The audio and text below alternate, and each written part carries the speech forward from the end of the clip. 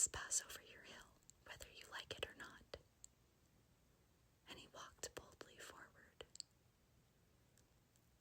As quick as lightning, the man's head shot forward, and his neck stretched out until the top of the head, where it was flat, struck the Scarecrow in the middle and sent him tumbling over and over down the hill.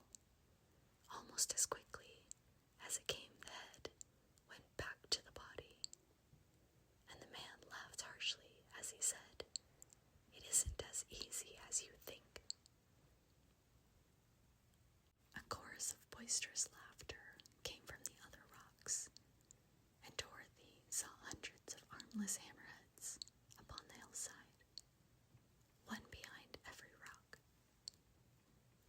The lion became quite angry at the laughter caused by the Scarecrow's mishap, and giving a loud roar that echoed like thunder, he dashed up the hill.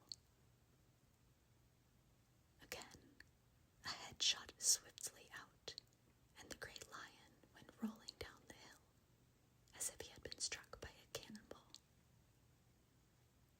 Dorothy ran down and helped the Scarecrow to his feet, and the lion came up to her, feeling rather bruised and sore, and said, "It is useless to fight people with shooting heads. No one can withstand them." "What can we do then?" she asked. "Call the winged monkeys," suggested the Tin Man. "You have still the right to command them once more." "Very well," she answered, and putting on the golden cap, she uttered the magic words. The monkeys were as prompt as ever, and in a few moments the entire band stood before her. "What are your commands?" inquired the king of the monkeys, bowing low. "Carry us over the hill to the country of the Quadlings," answered the girl.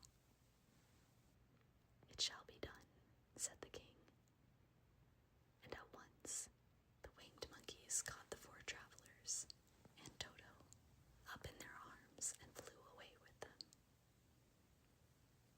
As they passed over the hill, the hammerheads yelled with vexation and shot their heads high in the air.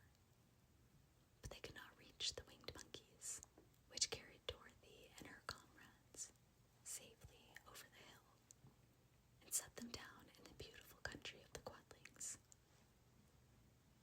"This is the last time you can summon us," said the leader to Dorothy.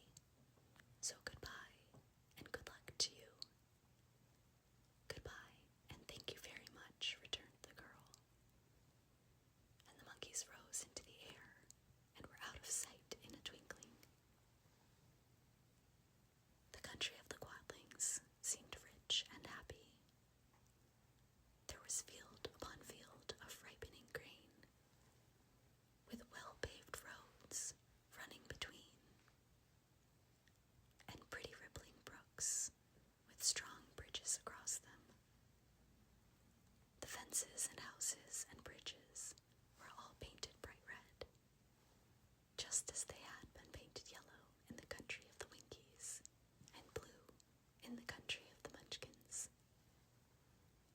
The Quadlings themselves, who were short and fat and looked chubby and good-natured, were dressed all in red, which showed bright against the green grass and the yellowing grain. The monkeys had set them down near a farmhouse, and the four travelers walked up to it and knocked at the door. It was opened by the farmer's wife, and when Dorothy asked for something